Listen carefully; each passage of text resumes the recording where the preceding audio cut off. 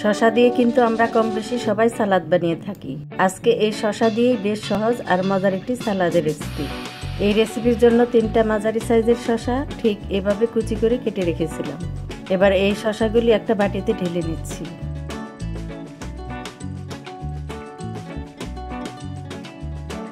দিচ্ছি half cup পেঁয়াজ কুচি, 3টা কাঁচামরিচ কুচি, ধনিয়া পাতা কুচি হাফ কাপ, স্বাদ মতো লবণ দিচ্ছি, দিচ্ছি চিনি 1 চা চামচ। এখানে হাফ কাপ পরিমাণ ভাজা চীনাবাদাম আছে, এই সব টুক বাদাম দিয়ে দিচ্ছি।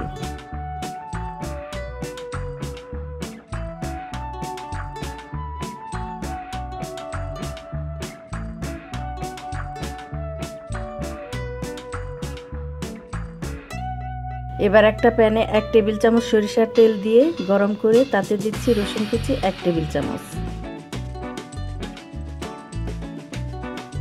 চুলার আঁচ কমিয়ে ভালো মতন নেড়ে একটু হালকা রং করে ভেজে নিচ্ছি।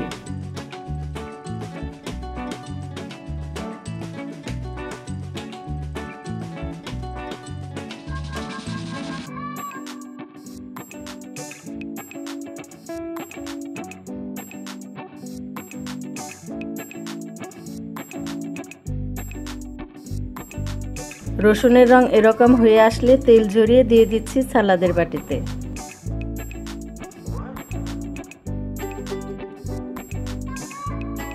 এবার চিলি সস নিচ্ছি 3 টেবিল চামচ পরিমাণ।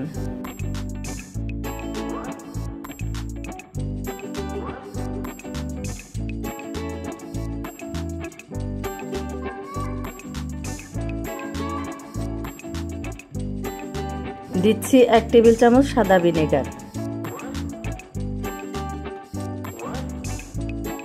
হাফ চা চামচ গোলমরিচ গুঁড়া দিয়ে ভালো মতন মিশিয়ে নিচ্ছি।